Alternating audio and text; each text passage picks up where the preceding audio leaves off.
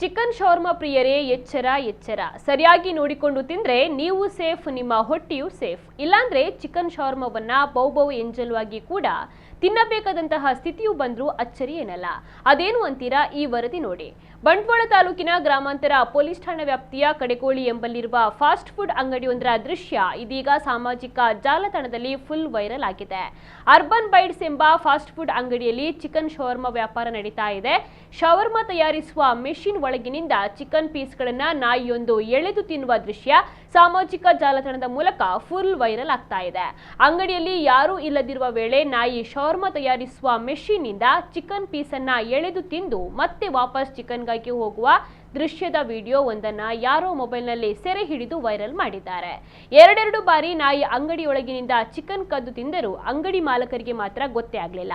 ನೂರಾರು ಮಂದಿ ಹೋಟೆಲ್ ಆಹಾರ ನಂಬಿ ಬದುಕುವ ಕಾಲಘಟ್ಟದಲ್ಲಿ ಇಂತಹ ಬೇಜವಾಬ್ದಾರಿತನದ ಬಗ್ಗೆ ಮತ್ತು ಅಂಗಡಿಯವರ ಸ್ವಚ್ಛತೆ ಬಗೆಗಿನ ಕಾಳಜಿಯ ಬಗ್ಗೆ ಸ್ಥಳೀಯರು ಕೂಡ ಆಕ್ರೋಶವನ್ನ ವ್ಯಕ್ತಪಡಿಸಿದ್ದಾರೆ.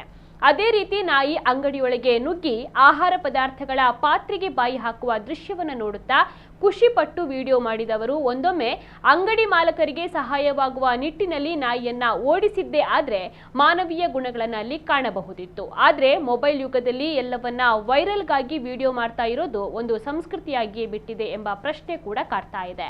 ಒಟ್ಟಿನಲ್ಲಿ ಈ ಘಟನೆ ಮಾತ್ರ ದುರದೃಷ್ಟಕರ.